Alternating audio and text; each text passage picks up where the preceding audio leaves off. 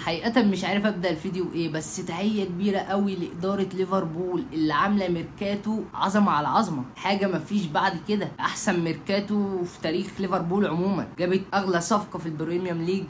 عمك ايزاك، غير فيرتز، غير كيركيز، غير فريمبونج، يعني ميركاتو للتاريخ. النهارده هنيجي نتكلم في شوية حاجات كده، ازاي ايكيتيكي وايزاك يقدروا الاتنين يلعبوا مع بعض، وهل ميركاتو ليفربول لسه ناقص له حاجات ولا هو كده اكتمل ودعمه في كل الخطوط. فخليك معانا لاخر الفيديو، ما تنساش تنزل تعمل سبسكرايب ولايك، ويلا بينا. اول حاجه ميركاتو ليفربول. تعال نشوف ان ليفربول دعمت في الشق الهجومي بشكل كبير جدا، جابت فيرتز، جابت ايزاك، جابت ايكيتيكي، بس زي ما في لاعيبه طلعت زي لويس دياز طلع، ديجو جوتا اللي كان خارج الحسبان خالص. لسه في اماكن ناقصه في التدعيمات، حقيقي لسه في اماكن ناقصه في التدعيمات. مفيش بديل لمحمد صلاح قوي. ما تقوليش فريمبونج اصله بيلعب في المكان ده، لا، احنا فريمبونج جايبينه باك رايت، ما لناش دعوه. جاكبو ملوش بديل قوي. ايوه معاك ريو نجوموها، لعيب لسه صغير، لعيب بيديك بشره كبيره جدا انه هيبقى حاجه في المستقبل، بس انا عايز بديل ينزل يخلص لي.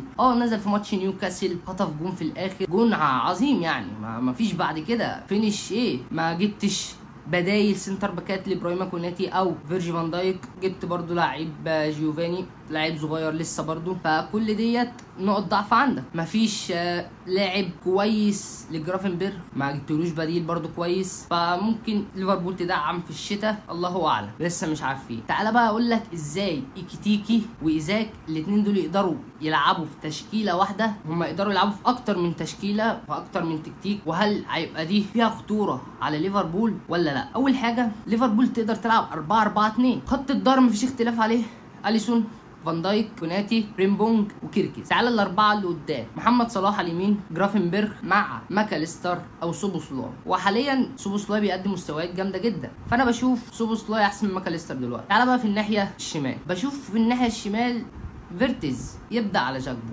فيرتز لسه ما وصلش للمستوى المطلوب منه، بس هيبقى احسن من اللي بيقدمه جاكبو. انا بشوف جاكبو بيقدم مستوى زي الزفت، فهنقول ايه، فيرتز في المكان ده طبعا. والاثنين كتيكي وايزاك، دي اول خطه. طب تعالى نشوف التحركات بتاعت ايزاك زي ما هيظهر قدامك دلوقتي. دي الخريطه الحراريه للموسم بتاعت ايزاك والتحركات بتاعته. يعني زي ما انت شايف قدامك، هو ايزاك دايما بيبقى متواجد او جوه عند ضربه الجزاء، دي التحركات بتاعته. طب تعالى كده نشوف التحركات بتاع ايكيتيكي. بص، هتلاقي كيتيكي دايما اللاعب هو اللي بينزل يستلم ويبني لعب مع زمايله. فانت ممكن تلعب ايكيتيكي تحت ايزاك صانع العاب او مهاجم وهمي يلعب في المكان ده، وممكن تلعبه وينج شمال. بص في التحركات بتاعته هتلاقي بيميل ناحيه الشمال جامد. بس احب اقول لك بقى، يعني ممكن تبدا بخطه مثلا اللي هي 4-3-3، الخطه العاديه جدا، وتلعب ايكيتيكي وينج شمال، صلاح وينج يمين، وايزاك مهاجم. دي خطه كويسه. او ممكن تخلي جاكبو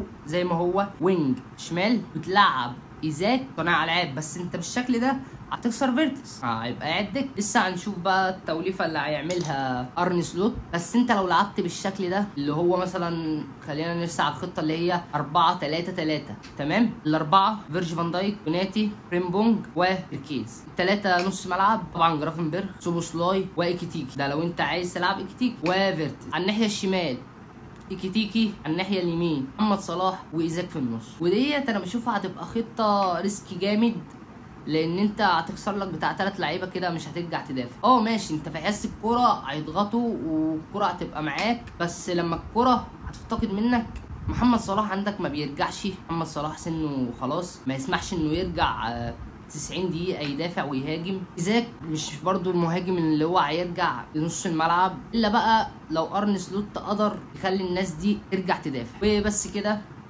قول لي الخطة بتاعتك في الكومنتات، وما تنساش تصلي على النبي. لو لسه ما عملتش لايك، تنزل تعمل لايك وسبسكرايب. سلام.